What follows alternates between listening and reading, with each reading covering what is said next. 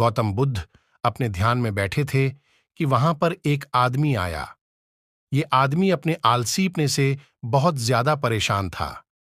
आलसी आदमी गौतम बुद्ध से बोला, महात्मा जी मेरी मदद कीजिए, मैं अपने आलस्य से बहुत ज्यादा परेशान हूं।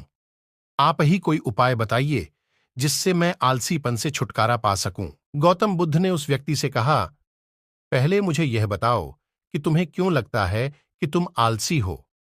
आलसी आदमी बोला, सिर्फ मुझे नहीं, मेरे परिवार वालों को और मेरे आसपास के सभी लोगों को ऐसा लगता है कि मैं आलसी हूं। गौतम बुद्ध ने फिर उससे पूछा, क्या तुम जानते हो आलस्य होता क्या है?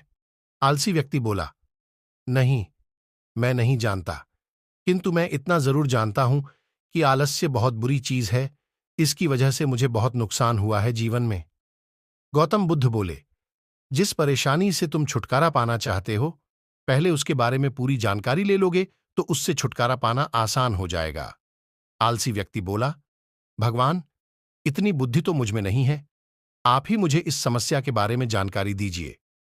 गौतम बुद्ध बोले, आलस्य एक मानसिक अवस्था है, एक विचार है जिसे जाने अनजाने में हम खुद ही जन्म देते हैं। आलस्य दो मूलभूत कारणों की वजह से ही जन्म लेता है, एक है शारीरिक और दूसरा मानसिक। शारीरिक कारणों में पहला कारण है गलत तरह का भोजन। हम सभी जानते हैं कि हमारे शरीर को भोजन से ऊर्जा मिलती है और यह ऊर्जा सजीव चीजों से मिले तो अच्छी, यानी कि प्राकृतिक रूप से जो हमें भोजन की वस्तुएं प्राप्त होती हैं, उनसे अगर यह ऊर्जा मिले तो हमारा शरीर इससे अच्छी ऊर्जा प्राप्त करता है। इससे उलट यदि हम निर्जीव वस्तुओं से ऊर्जा प्राप्त करते हैं तो यह हमें आलस्य की ओर लेकर जाती है। दूसरा कारण, हमारी शारीरिक गतिविधियां भी हमें आलस्य के चंगुल में फंसा सकती है। गौतम बुद्ध ने आलसी व्यक्ति को अपने शिष्यों की तरफ इशारा करते हुए कहा कि देखो, इनके चलने, फिरने, बैठने के तरीकों में तुम्हें कुछ अलग नजर आ रहा है। जब आलसी व्यक्ति कुछ समझ नहीं पाया, तब गौतम बुद्ध ने उससे कहा, मेरे शिष्य जब भी बैठते हैं तो वे रीढ़ की हड्डी को एकदम सीधा रखते हुए बैठते हैं। चलते हैं तो उनके दोनों पैरों के बीच अच्छे से संतुलन बना रहता है, और जब वह सोते हैं तो उनका शरीर एकदम शिथिल रहता है। ऐसा करने से उन्हें रात्रि में एकदम सही तरीके से नींद आती है। आलसी व्यक्ति बोला, लेकिन नींद तो आलस्य का की एक स्वरूप है। बुद्ध बोले, हां, अगर उसे ज्यादा मात्रा में लिया जाए तो। बुद्ध ने इस बात को आगे बढ़ाते हुए कहा, नींद कम मात्रा में लोगे तो तुम्हें अगले दिन थकान महसूस होगी और ऐसा करने से ज्यादा आलस्य शरीर में आएगा। नींद ज्यादा लोगे तब भी यही परिणाम होगा। इसीलिए नींद को ना ज्यादा न कम, एकदम सही मात्रा में लेना अति आवश्यक है। आलसी व्यक्ति बोला, हां, यह तो मैंने भी अनुभव किया है। बुद्ध बोले, अब मानसिक कारणों के बारे में जान लो। मानसिक कारणों में सबसे पहले हैं हमारी पुरानी गलत धारणाएं। अक्सर ऐसा होता है कि हम पहले जिन कामों में असफल हो चुके हैं, हमारे अंदर ऐसी भावनाएं बन जाती हैं कि हम उस काम में हमेशा असफल होते रहेंगे, जिस वजह से हमें उस काम को करने में आलस आता है। ऐसी धारणाओं से छुटकारा पाने का एकमात्र उपाय यह है कि हमें अपने मन को यह समझाना चाहिए कि पिछली बार हम जब उस काम में असफल हुए थे तो हम उसके बारे में जितना जानते थे, अब हम उस काम के बारे में उससे ज्यादा जानते हैं, क्योंकि असफल होने के बाद हम उससे काफी कुछ सीखे भी हैं। बुद्ध बोले, दूसरा कारण है आलसी और कामचोर लोगों की संगत। कई बार ऐसा होता है कि हम आलसी नहीं होते, मगर जिनके साथ हम रहते हैं हम उन जैसे बनने लगते हैं। इससे छुटकारा पाने का उपाय बहुत सरल है। कामचोर और आलसी व्यक्तियों से दूर रहो। ऐसे व्यक्तियों की संगत में रहो जो अपने काम को बड़ी लगन से करते हैं और तुम्हें कुछ सिखा पाए।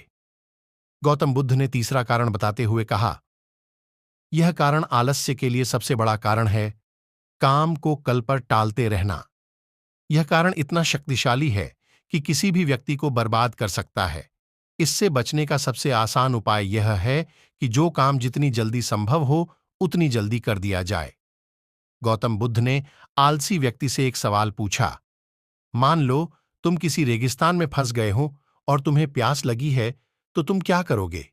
आलसी व्यक्ति बोला, मैं जल्दी ही रेगिस्तान के आसपास कोई गांव की तलाश करूंगा या ऐसी जगह की तलाश करूंगा जहां पर मुझे पानी मिल सके। गौतम बुद्ध बोले, अगर तुम्हें काफी देर ढूंढने पर भी पानी न मिले तब तुम क्या करोगे? आलसी व्यक्ति बोला, मैं तब भी अपनी तलाश जारी रखूंगा, क्योंकि ऐसी परिस्थिति में मेरे पास कोई और दूसरा विकल्प तो होगा ही नहीं।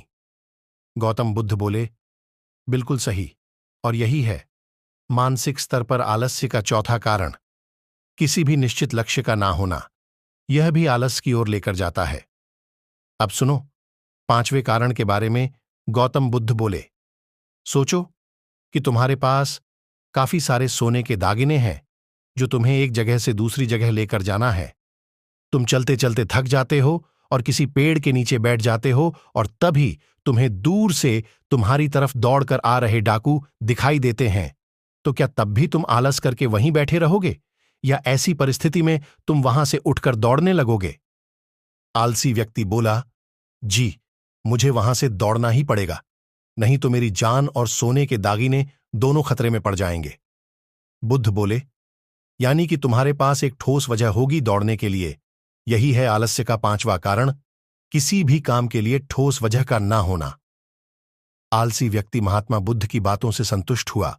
वह बोला, महात्मा जी, मैं अब आलस्य के बारे में सब कुछ जान चुका हूं और अब मैं इन सभी कारणों पर काम करूंगा और अपने आलस्य को दूर भगा दूंगा। दोस्तों, आशा करता हूं गौतम बुद्ध और आलसी व्यक्ति की कहानी आपको अच्छी लगी होगी।